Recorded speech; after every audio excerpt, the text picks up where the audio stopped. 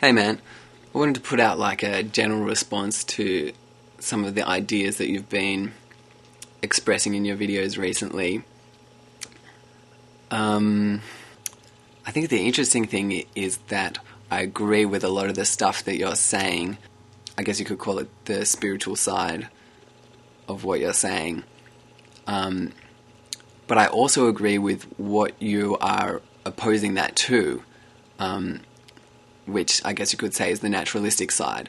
I think a really good example is that video that you did about seeing the universe as an organism and not as a machine. And I totally agree. I think organism is a great metaphor for the universe. But that doesn't mean that it's not a machine. I mean, organism is just a special type of machine. Okay, so I want to read out a quote here from Dennett, which may seem like a bit of a non sequitur, but I think it just speaks to the fact that it just speaks to the part of naturalism or, logical positivism or whatever.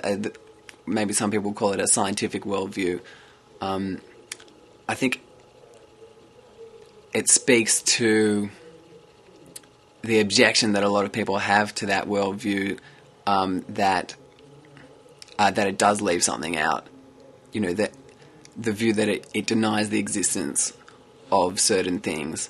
And the topic in discussion in the quote that I'm going to read out is consciousness. And a lot of people say, Dennett's naturalistic description of consciousness leaves something out. It leaves out consciousness. It explains consciousness away. And I think you also came quite close to this in some of your posts about Hofstadter, saying that Hofstadter leaves something out and that he is overly reductionist. I think that it's important to note that naturalism isn't denying the existence of these things, which people claim that it is denying. It's just explaining how they work. By explaining, I guess it means making a model that gives us predictive power and explanatory power. Alright, so I'm going to read out the quote here. Okay, so this is from Dennett's Sweet Dreams, Philosophical Objections to a Science of Consciousness. It's from their essay entitled, Are We Explaining Consciousness Yet?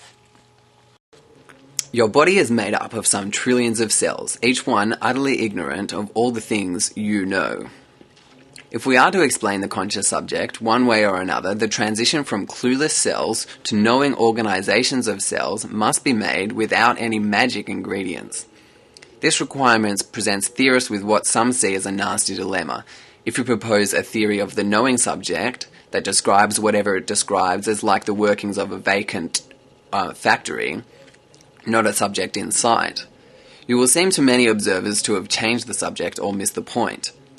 On the other hand, if your theory still has tasks for a subject to perform, still has a need for the subject as witness, then, although you can be falsely comforted by the sense that there is still somebody at home in the brain, you have actually postponed the task of explaining what needs explaining.